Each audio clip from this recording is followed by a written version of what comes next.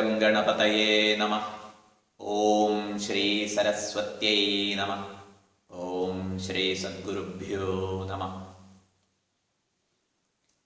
പ്രഭാത തീർത്ഥത്തിന്റെ 20ാം ദിനത്തിലേക്ക് ഏവർക്കും ഹൃദയംഗമമായ സ്വാഗതം. സർവാന്തരതമമായി പരിലസിക്കുന്ന ആത്മചൈതന്യത്തെ കേന്ദ്രീകരിച്ചുകൊണ്ടുള്ള ആലോചന, അത് നമ്മുടെ ദിനങ്ങളെ സുദിനങ്ങളാക്കുമാറാവട്ടെ. ഇന്നത്തെ വിഷയം ആത്മാവ് ശരീരത്രയങ്ങൾക്ക് അതീതമാണെന്നും പഞ്ചകോശങ്ങളാൽ ആത്മാവ് ബാധിതമാകുന്നില്ലെന്നും ഭഗവത്പാദരുടെ നിർദ്ദേശത്തിൻ കീഴിൽ നാം മനനം ചെയ്ത് ഉറപ്പിക്കുകയായിരുന്നു. ഇനി ദേഹേന്ദ്രിയ മനോബുദ്ധി പ്രകൃതിഭ്യോ വിലക്ഷണം തദ്വൃത്തി സാക്ഷിണം വിദ്യാത് ആത്മാനം രാജവത്സദാ എന്ന് ഭഗവത്പാദർ നമ്മെ ചിന്തിക്കാൻ പ്രേരിപ്പിക്കുന്നു. 18ാമത്തെ ശ്ലോകത്തിൽ ദേഹേന്ദ്രിയ മനോബുദ്ധി പ്രകൃതിഭ്യോ വിലക്ഷണം, ദേഹത്തിന് ദേഹത്തിൻ്റെതായ പ്രകൃതിയുണ്ട്, ഇന്ദ്രിയങ്ങൾക്കും മനസ്സിനും ബുദ്ധിക്കുമൊക്കെ അതിൻ്റെതായ പ്രകൃതങ്ങളുണ്ട്, രീതികളുണ്ട്, വൃത്തികളുണ്ട്, ചെയ്തികളുണ്ട്, പ്രവർത്തന ശൈലിയുണ്ട്. ദേഹേന്ദ്രിയ മനോബുദ്ധി പ്രകൃതിഭ്യോ വിലക്ഷണം, ആത്മാവ് ഈ ലക്ഷണങ്ങളോട് കൂടിയതല്ല. ഈ ലക്ഷണങ്ങളാൽ ആത്മാവ് പരിമിതമാക്കപ്പെടുന്നു ഇല്ലേ? തദ്വൃത്തി സാക്ഷിണം വിദ്യാത്, ആത്മാവിനെ എങ്ങനെ അറിയണം? നമുക്ക് നമ്മുടെ ശരീര വ്യവഹാരങ്ങളും മനോബുദ്ധി വ്യവഹാരങ്ങളും ഒക്കെ അറിയാൻ സാധിക്കുന്നുണ്ട്.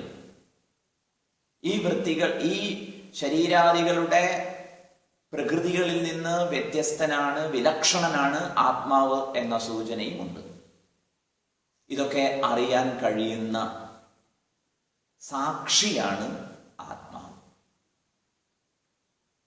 ഒരു ഗംഭീര ദൃഷ്ടാന്തം വീണ്ടും വീണ്ടും ആലോചിച്ചുറപ്പിക്കാൻ ഭഗവത്പാദർ തരുന്നത് രാജവത് സദാ, ആത്മാവിനെ രാജാവിനെ എന്ന പോലെ അറിയണം. എന്താണ് രാജാവിന്റെ സവിശേഷത? രാജാവ് തൻ്റെ സഭാ സിംഹാസനത്തിൽ ഉപവിഷ്ടനായിരിക്കുന്നു.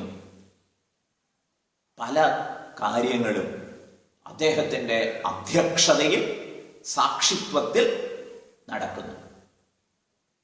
ഇതുപോലെ സർവാന്തരതമമായി എൻ്റെ ഉള്ളിൽ പരിലസിക്കുന്ന ആത്മതത്വത്തിൻ്റെ അധ്യക്ഷതയിൽ, സാക്ഷിത്വത്തിൽ ശരീരം അതിൻ്റെ പ്രകൃതത്തെ അനുസരിക്കുന്നു, ഇന്ദ്രിയങ്ങൾ അതിൻ്റെ വൃത്തികളെ അനുസരിക്കുന്നു, മനസ്സ് സങ്കല്പ വികല്പങ്ങളിലൂടെ കടന്നു പോകുന്നു. എല്ലാം കണ്ടുകൊണ്ട് എന്നിൽ പരിലസിക്കുന്ന ആത്മാവ് രാജവത് സദാ, രാജാവിനെ പോലെയാണ്. ഒരിക്കലും ഒളിമങ്ങാത്ത ചൈതന്യ സാന്നിധ്യം. സകല വ്യവഹാരങ്ങൾക്കും പിറകിൽ ഈ ഒരു ആത്മാവിൻ്റെ സാന്നിധ്യത്തെ നമുക്ക് വീണ്ടും വീണ്ടും ആലോചിച്ചുറപ്പിക്കാൻ സാധിക്കട്ടെ.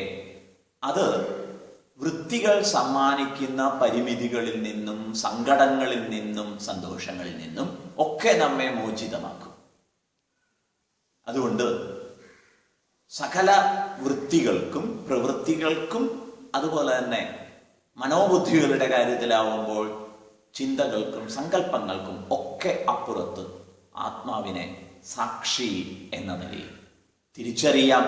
ഒരു രാജാവിൻ്റെ, മഹാരാജാവിൻ്റെ സാന്നിധ്യം നമ്മുടെ വ്യവഹാരങ്ങളിൽ ഉടനീളമുണ്ട് എന്നോർമ്മിക്കാം.